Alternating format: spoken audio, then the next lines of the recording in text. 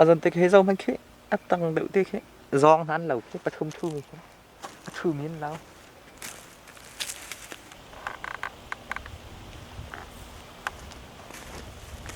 thu nó sẽ chung lấy được ắt thu cái tí mình dưới mắt phiêng mà phiêng cầu dêm hắn lằng lẩu làm tạ tung bụng nạc sẽ tu hết thì cái lấy cặp pin cầm vận hụt khổ mi sẽ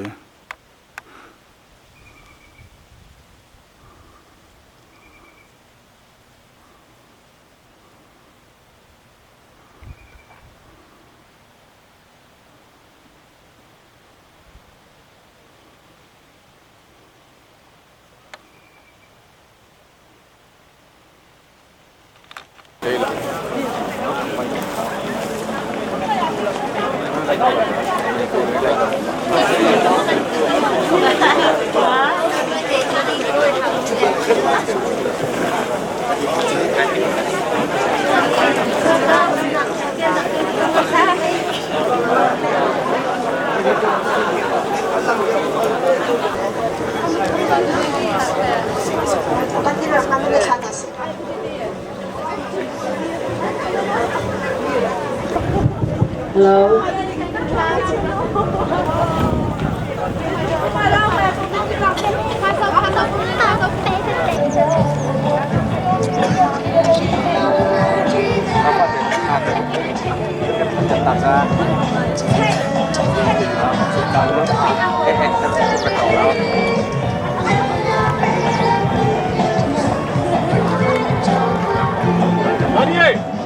Amoy ako amoy tuk ganon dam kasasalat ka tu anan baru kan pe asul ka sete na lampa chale phai khin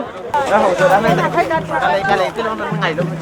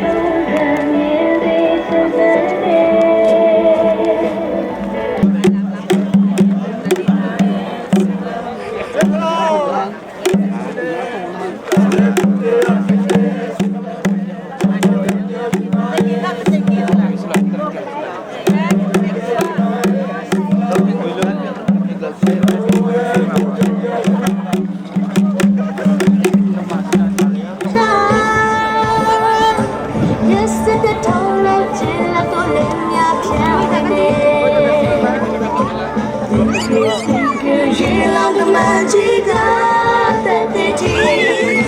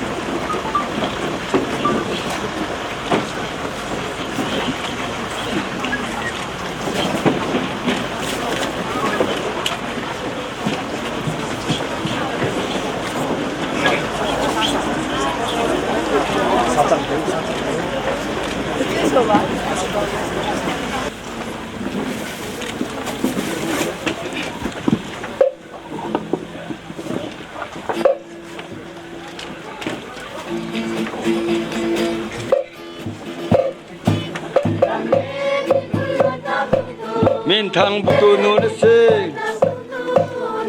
na thong e balai kili deng tiang phai na tha chua em ram roi tu lu tlai kan no lom nak zai la he kanidon asung tu ke ni hin ni chu chung sang zuan thiam thanai en rung lang chang moกันรำเลมีพื้นต้นรัวโมแม่เริ่มเทียมโลทองอินชงะนิลวนทะเลจะเตียงเข้มแม่โลกันรำสวยตูลุตายกันนูลมน้ำไหลละเฮกันโดนกันชะเนไอแข่งเวจังกันตีNLD เจ้าจะไกลหนูจุน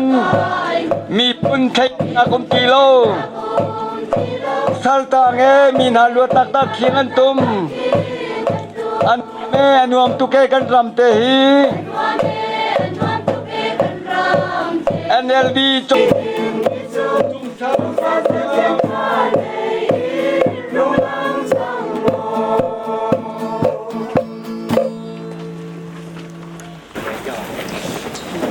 สารอซีအခမ်းအနားမှုအဖြစ်ကျမဒေါ်နေစီဦးနဲ့ဒေါ်ဆီယမ်ဒီမွိုင်တို့ကတာဝန်ယူဆောင်ရွက်သွားမှာဖြစ်ပါရဲ့ရှင် program လိုက်သူအားကိမာပီဆီယမ်ဒီဖွင့်ပွဲအခမ်းအနားစီစဉ်ပထမပိုင်းကိုဖတ်ကြားတင်ပြပါမယ်ရှင်အစီအစဉ်1ဧည့်သည်တော်များနဲ့ဒေသနေပြည်သူများရောက်ရှိနေရယူခြင်းလေးစိုက်ပျိုးရေးမွေးမြူရေးနဲ့စံမြောင်းဝန်ကြီးဌာနပြည်ထောင်စုဝန်ကြီးမှစီမံကိန်းတည်ဆောက်ရေးလုပ်ငန်းဆောင်ရွက်ခဲ့မှုအခြေအနေများအားစံလီနာจินทักนา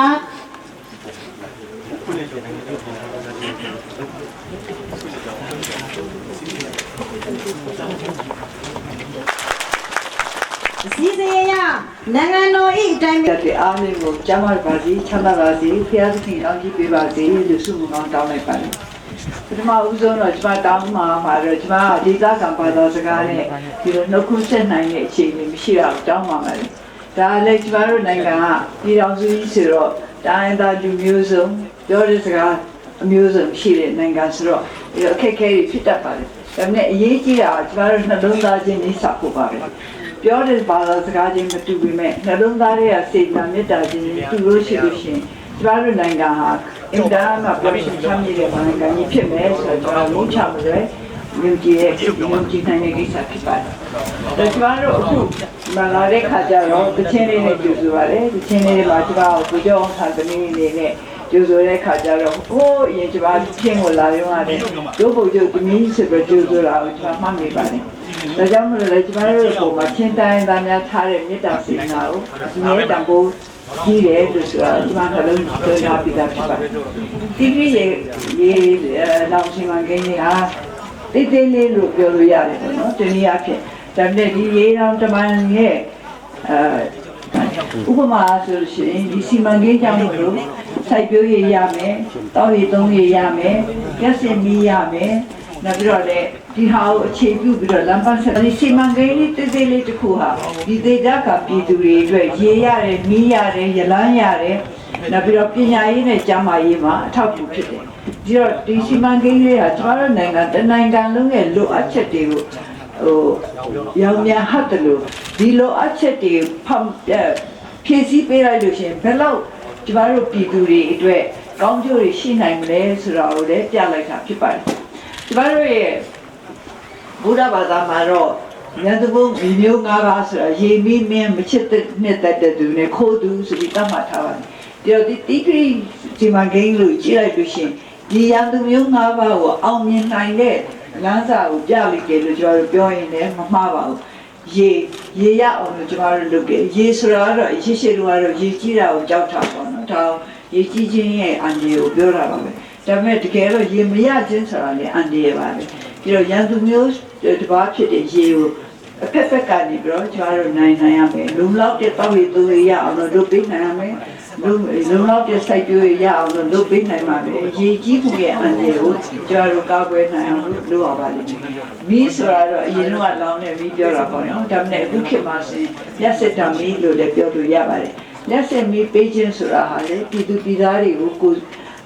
အကျိုးပြုခြင်းပဲဖြစ်ပါတယ်လက်စင်မြေမရလို့ရှိလို့ရှိရင်ပြည်သူပြည်သားတွေရဲ့တိုးတက်မှုဟာအင်တာမှာနှောင့်နှေးပါတယ်မင်းဆိုတာတော့ရေးပြီးမင်းဆိုတာတော့အစိုးရလူသူများပေါ့နော်အစိုးရလူသူများနေပြီးပြည်သူများအတွက်အန္တရာယ်မဖြစ်အောင်လို့ဒီမိုကရေစီစနစ်ဟာအင်တာမှာအရေးကြီးပါတယ်ပြည်သူကိုအခြေခံတဲ့ဒီမိုကရေစီစနစ်ရှိမှသာလျှင်အုပ်ချုပ်သူများဟာပြည်သူပေါ်မှာ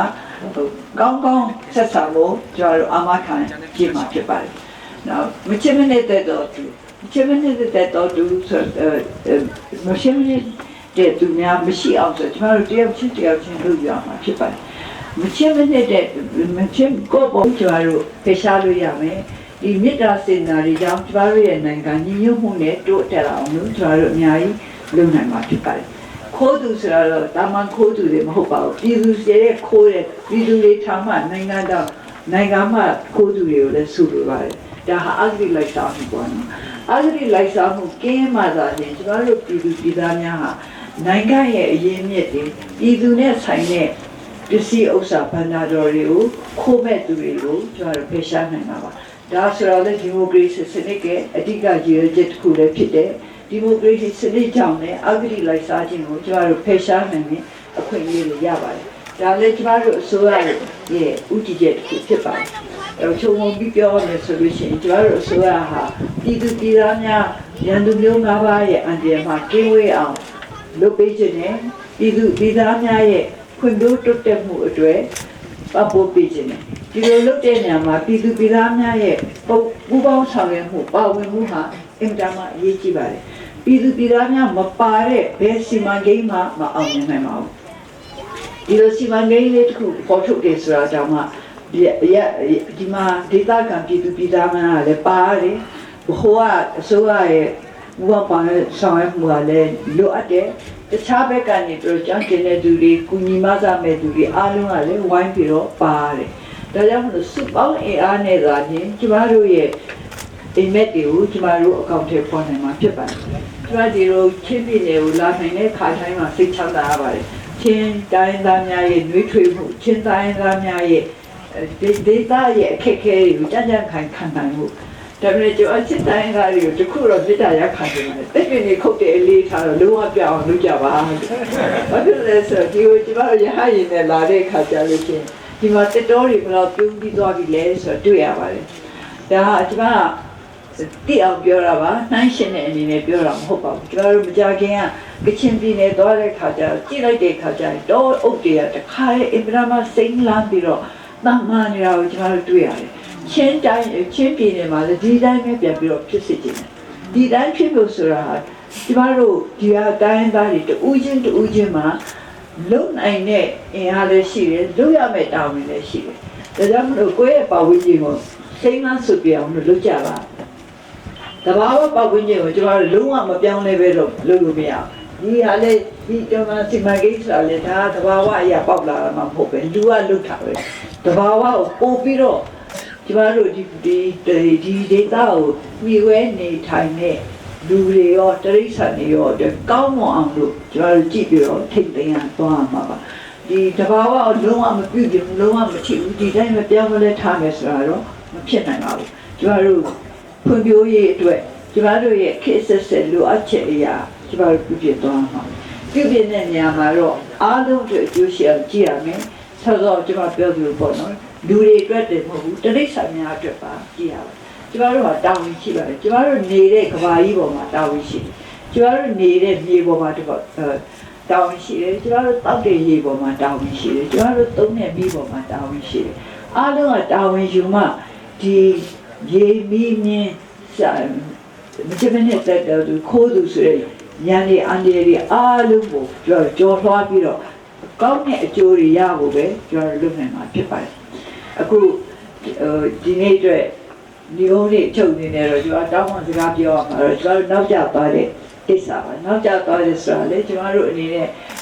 ရာသီဥတုကိုကြည့်ပြီးတော့အလုပ်လုပ်ရတာပါအဲ့တော့ဒါလည်းကျွန်တော်တို့သင်္ကန်းစာပဲသင်္ကန်းစာပဲဖြစ်ပါတယ်ရာသီဥတုကိုကျွန်တော်တို့အခုဒီလုံးဝတော့မနိုင်သေးပါဘူးရာသီဥတုကိုခံမှန်းနိုင်တဲ့ဤပညာတွေရှိပေမဲ့ရာသီဥတုပြောင်းလဲမှုကိုကျွန်တော်တို့အနေနဲ့မတားဆီးနိုင်တဲ့အချက်မှမရှိပါဘူးဒါကြောင့်ကျမတို့ဟာနောင်အတွက်စဉ်းစားတဲ့အခါမှာနောင်အတွက်ကျမတို့စီစဉ်တဲ့အခါမှာကိုဘာလို့လုပ်နိုင်လဲဘာလို့မလုပ်နိုင်ဘူးလဲဆိုတော့မှန်ကန်ကန်ကျမတို့စဉ်းစားရမယ်ချစ်ကြရမယ်နောက်ပြီးတော့လုပ်နိုင်တဲ့ညကိုကျမတို့လုပ်ရမယ်ကာကွယ်နိုင်တဲ့ကိစ္စတွေအများအားလုံးကိုကျမတို့ကြိုတင်ပြီးတော့ကာကွယ်ရမယ်ပြဿနာတစ်ခုကဖြစ်ပြီးမှပြုပြင်ဖို့ဆိုတာမလွယ်ပါဘူးမဖြစ်ခင်ကကာကွယ်ဖို့ဆိုတာပို့ပြီးတော့လွယ်ပါတယ်။ဒါကြောင့်ကျမတို့အခုတို့ရာသီဥတုအလိုက်ကျမတို့အလုပ်ကိုပြောင်းပြီးတော့လုပ်ရတာရှိတယ်။ဒီလိုပြောင်းပြီးတော့လုပ်ရတဲ့အခါမှာလည်းကျမတို့အတွက်အဆုံးရှုံးမရှိအောင်အားလုံးဝိုင်းပြီးတော့ကြိုးစားရမှာ။အချိန်အနည်းငယ်မှများတာကျမတို့အတူတွေ့ဆုံရတယ်ဆိုပေမဲ့ဒီအချိန်နဲ့အနည်းငယ်အတွင်းမှာစက်မှန်တဲ့စေနာတွေမေတ္တာတွေကျမတို့ကြားထဲမှာတိဆောက်နိုင်လို့ဆိုလို့ရှိအချိန်အကြာကြီးနေတတ်တဲ့တောင်မှပို့ပြီးတော့တန်ဖိုးရှိပါလေလို့ကြားနေပြောရင်းဆမ်းမပြီးတော့ကျမချမ်းသာတော့ကြောင်းတာပါစေဘုရားသခင်ကောင်းချီးပေးပါစေလို့ဆုတောင်းမြတ်တာပို့ပါတယ်ကျေးဇူးတင်ပြိုရည်မွေးမြူရေးနဲ့စံများဝန်ကြီးဌာနပြည်ထောင်စုဝန်ကြီးချင်းပြည်နယ်ဝန်ကြီးချုပ်နဲ့ပြအပ်ပါလိမ့်ရှင်ဟုတ်ပါဆိုင်ဖို့ပေါ်လာဟုတ်ဟမ်ဟုတ်ဦးကျင်ကြိုက်ပါရပါပြီရပါပြီရပါရပါရပါ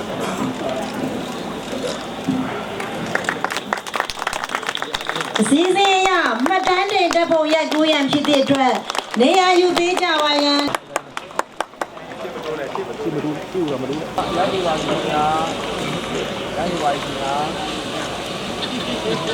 ပြောပါ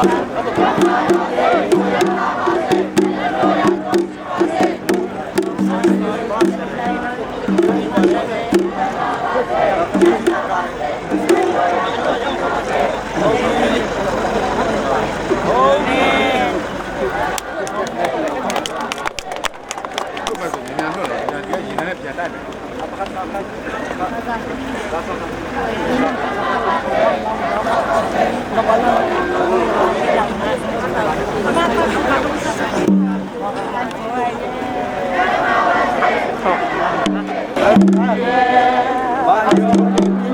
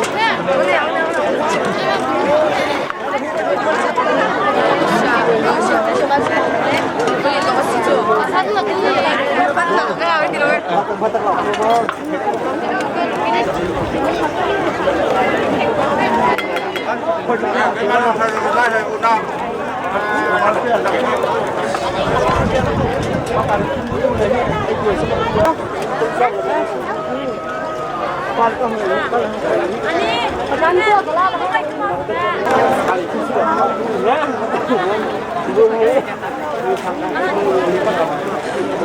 Ngồi là,